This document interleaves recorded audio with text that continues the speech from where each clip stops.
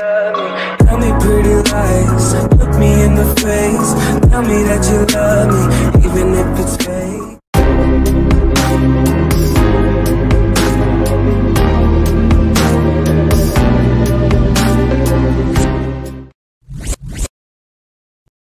Om Shri Matre Namaha. Generally, whatever the action done by is called karma. Karma means it is one of the working habit, working system. When we are working, it is called karma. There are 12 laws of karma according to our tradition. The great law or the law of cause and effect makes us to know about this. The law of the creation, the law of growth, and the law of responsibility. Connection with these things, whatever the potentiality can be done in various ways. In this way, today, what exactly is karma? The topic. What exactly is karma? Start with prayer. Etani shivanamani yah pate niyatah sakrit nasti mrityu bhayam tasya paparoga dikinchana. The true definition of karma can vary depending on who you ask. Some people adhere to the traditional meaning grounded in Eastern religions, while others interpret it from more of a Western view of good and bad. As a result, this can lead to different views on how karma applies to life. For example, the Georgetown University Berklee Center for Religion, Peace and World Affairs says, karma means it is the Hindu view of causality, in which good thoughts, deeds, and words may lead to beneficial effects, while bad thoughts, deeds, and words may lead to harmful effects. However, many experts like to look at karma as more than just good or bad. Karma is simply those situations or interactions that help us navigate our path toward our higher purpose. We are often easily distracted and miss messages which make us believe we have a lot of bad karma. But those situations are simply signs for us to course correct and move forward towards our higher purpose. The journey is not about being perfect, it's about undoing what is not us and becoming who we really are.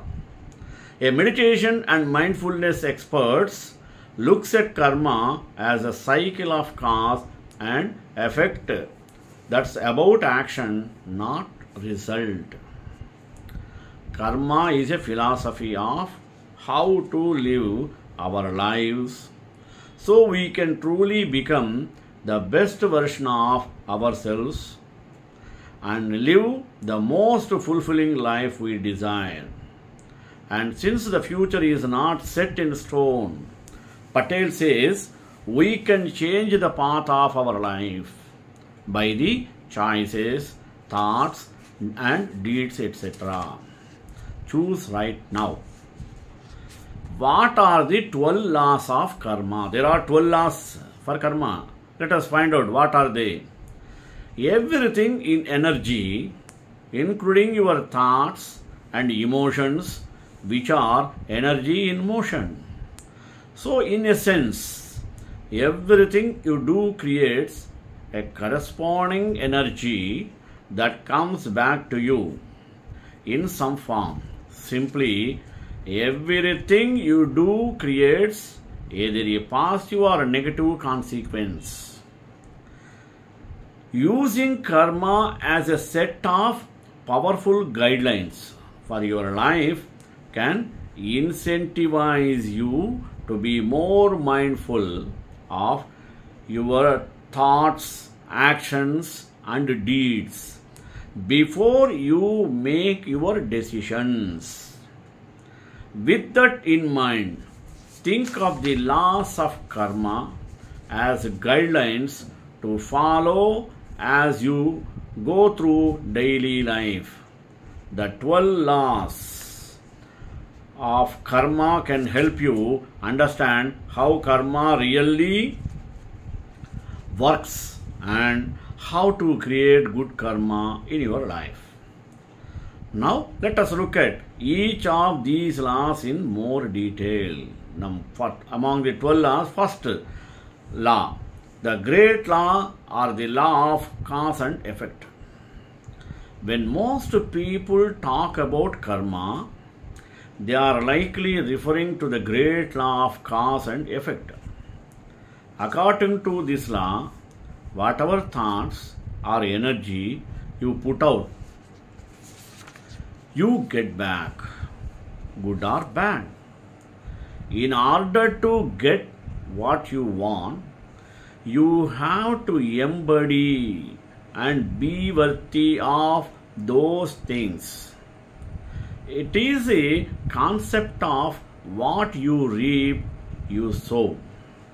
For example, if you want love in your life, be loving to yourself. Healthline resource your guide to beauty buzzwords.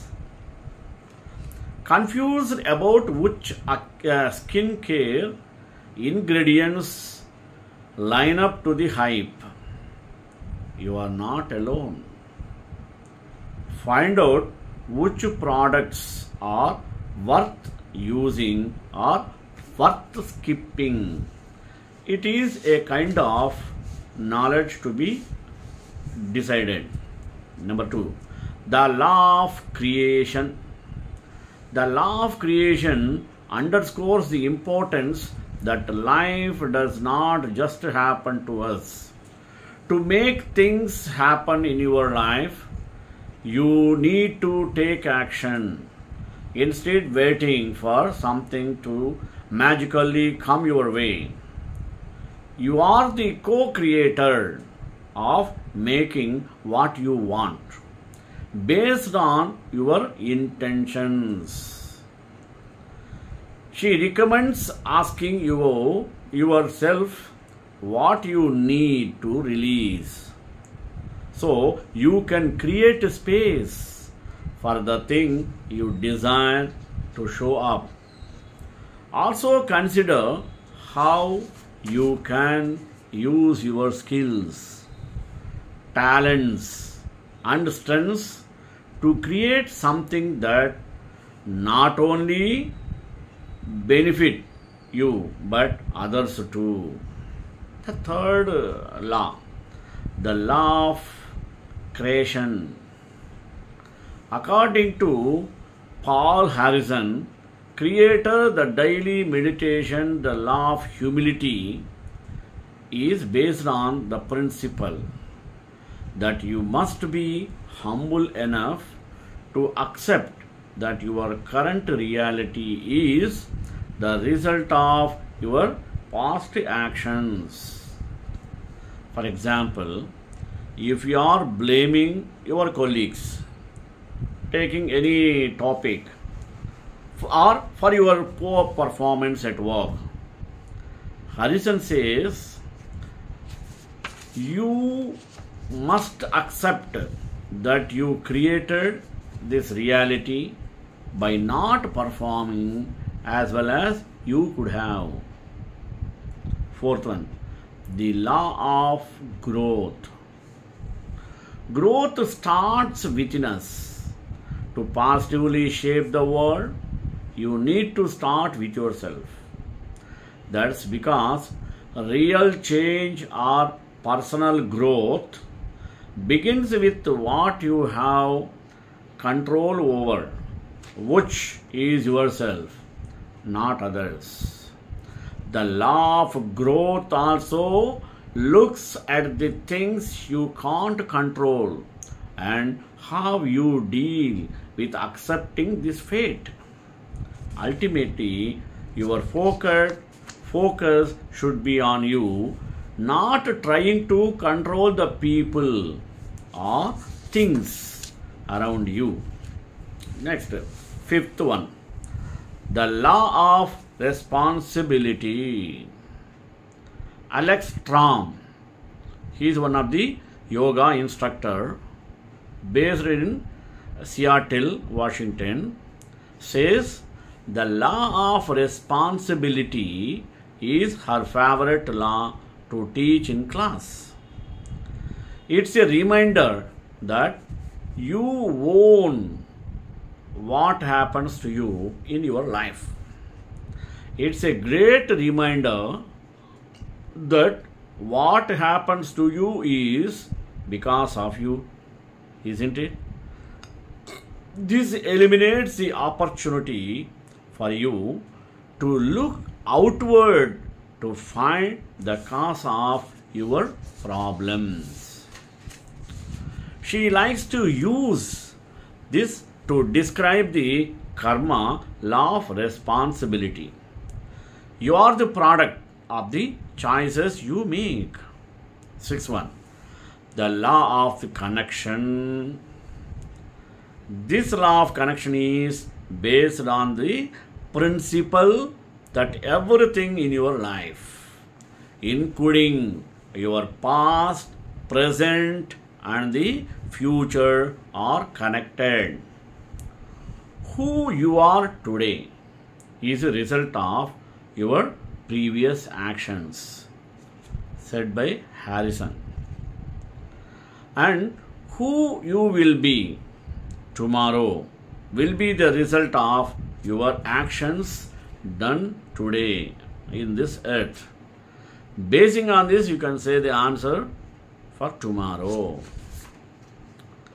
Next, seventh one, the law of focus. Focusing on too many things at one time or at once can slow you down and lead to frustration and negativity, is it? That's why the law of focus encourages you to concentrate mostly on one thing at a time. Should not be confused by facing many. If you focus on higher values, like what are the higher values? Love and peace. Then you are less likely to be distracted by heavy feelings of resentment, greed, or anger, said by Patel. Eighth one, the law of giving and hospitality. Here it says that you must give to the things you believe in first. This law helps you to understand the influence of your actions, that reflecting your deeper beliefs. For example, if you want to live in a peaceful world, then what happens? You need to focus on cultivating peace for others, explained by Harrison. Now, ninth one, the law of change. According to this principle, history will continue to repeat itself until you learn from the experience and take steps to do something differently. For what? To stop the cycle. Change gives you a new path so that you can create a new future and a better version of yourself, free from the patterns of the past one. 10th one, the law of here and there. To experience peace of mind, you have to embrace the present. This can only happen when you let go of negative thoughts or negative behaviors from your past. If you get too focused on past events, you will keep reliving them. One exercise Patel recommends to get in touch with the here and now is to get rooted into your senses. Look around the room you are in. Focus your eyes on something. Blink and say, I am here, she says. 11th law. The law of patience and reward. To generate change in the future, Harrison says, we must be consistent in our karmic deeds today. It's not good living healthily for one day and then sabotaging in the next, he said. Be consistent in your goals, in your ambitions, aims, whatever you fix your something, and they will come to fruition, mean fruitfulness. 12th one. The law of significance and inspiration. We all play a part and have something to contribute to this world. What we share may sometimes seem small to us, but can make an enormous difference in someone else's life. The Patel says, the law of significance and inspiration is a great law to focus on when you need a motivational boost or begin to feel like you don't have a purpose or matter. According to this law, every contribution you make will affect the world. You have been born with a specific gift, mission, and purpose that only you can bring into the world with your uniqueness. Authentically sharing your skills and gifts is why you are here. In this regard, karma describes the concept of getting back whatever you put forth, whether it may be good or bad, into the universe. By this definition, it's central to Hinduism and Buddhism for determining a person's next worldly existence. Based on the ethical net of their current one, no matter what belief system you follow, the concept of karma can factor into your life. There are 12 laws of karma constantly at play, whether you realize it or not. When you live in accordance with these 12 laws of karma, you create good karma in your life, theoretically increasing the likelihood for good things to happen. Below, learn more about what karma is and find a breakdown of what each of the 12 laws mean, plus tips for how to harness their power. Karma is the idea that what you do comes back to you. The energy you put out is the energy you receive back, says Alice Basin, a breathwork practitioner and spiritual mentor with a master's degree in counseling psychology. Karma can show up in different ways for different people and in different lifetimes even. So we can't always know or predict how and when it will come back to you. This begs the question, does karma really exist? According to Basin, yes, karma is very real and present in our lives. Even if it does not quite make sense logically, there is a mystical, magical energy to the universe that we can't always understand from our logical human perspective.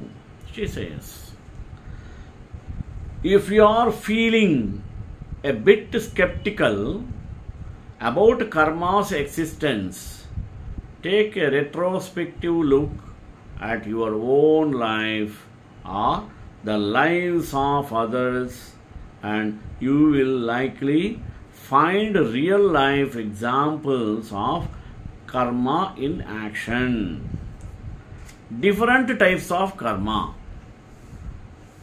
Diving deeper, Basin notes that in Hinduism there are three types of karmas: prarabdha karma, sanchita karma, agami karma. There are three types. Then what is a prarabdha karma? Prarabdha karma encompasses the karma you have accumulated in this lifetime. Sanchita karma refers to the sum of all your past karmas from previous lifetimes, and agami karma results from current decisions you have made and actions you have taken. The most often talked about types of karmas, though, are good and bad karma.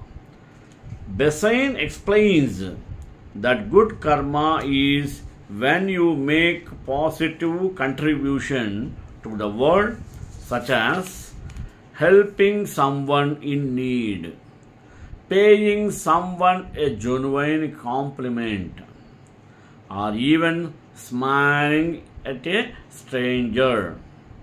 That good fortune then returns back to you in some way.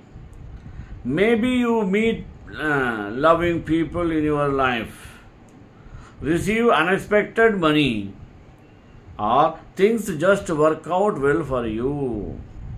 On the contrary, bad karma is when you have made some sort of negative contribution, such as doing or saying something that hurts others out of jealousy or anger. You may then receive that energy back in the form of difficult situations and challenges, or you might experience someone doing something similar to always exactly situation either. Basin notes, it can show up differently, but the karmic situation will always carry the same underlying energy. Now, how do the 12 laws of karma affect our lives? Here is a question. So, why should we care about karma? The short answer is that it affects our lives and the lives of others in a major way. Whether we are aware of it or not is different. Understanding the concept of what you do comes back to you helps us to aspire to act from a place of alignment and with ourselves and others. Basin says It gives us a moral compass. The cool thing is that we are creating our own work as we live our lives, both good and bad. India, in order to harness the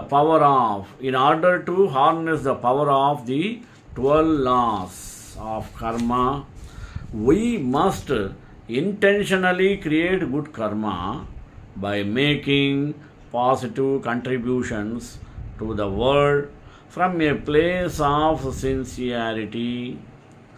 Basin further says, in other words, do good things because it feels good to you only, not just because of you are seeking a good fortune in return. Some believe that the results gathered due to evil deeds can be compensated or washed off by the good results earned by good deeds. According to them, if the bad and good deeds are the same in number, there should be nothing left as a balance to be experienced. This neither happens nor is it possible. It has been seen earlier that all actions, whether good or evil, cause a deformity in the mind. In the process of mind regaining its normal form, the deformity caused by evil actions, as they would only make the mind more deformed, there will have to be an independent, equal and opposite reaction to every action. When every deformity is removed by an independent reaction, one will have experienced the consequences of good and bad actions separately. Hence, the results of good actions cannot help one to avoid the suffering of bad results due to bad actions. Evil consequences of bad deeds will have to be experienced separately. This is the law of Prakriti, means nature. Prayer is the act of asking for a favor with earnestness. It also means a solemn petition addressed to the Supreme Being for certain benefits.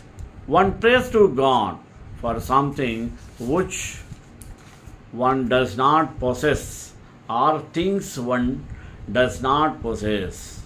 One asks God for these favors with the faith that He alone can bestow everything, and by His mere wish all wants can be satisfied by prayer or by begging one wants to awaken his wish so that one may be granted the things one lacks. Does not one's attempt to reserve the wish of God to fulfill these needs upon careful and rational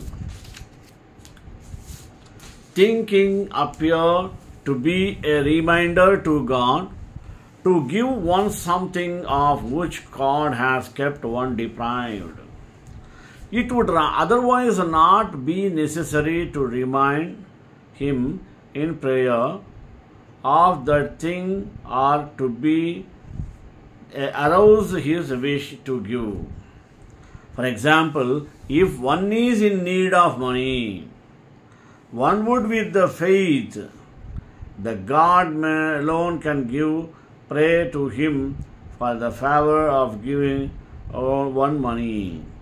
God alone is balanced difference, and by praying to him for money, one is preciously pointing out to him his partiality in not giving one that money one needed. Therefore, prayer or asking for a favor from God is only pointing out to the sole giver his mistakes in the distribution of his friends. It only presumes lack of impartiality and in him, and that is why he is blamed for making some very rich and poor.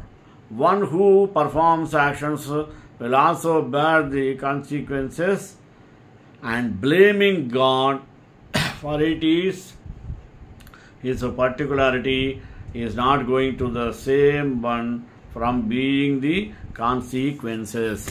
Shri Kantai Kalyana Nidhe Nidhetana Shri Venkateswara Srinivasaya Mangalam Mangalasasravade Madhacharya Purogamai Sarvaesha Purvairacharye Sarkrutayastu Mangalam.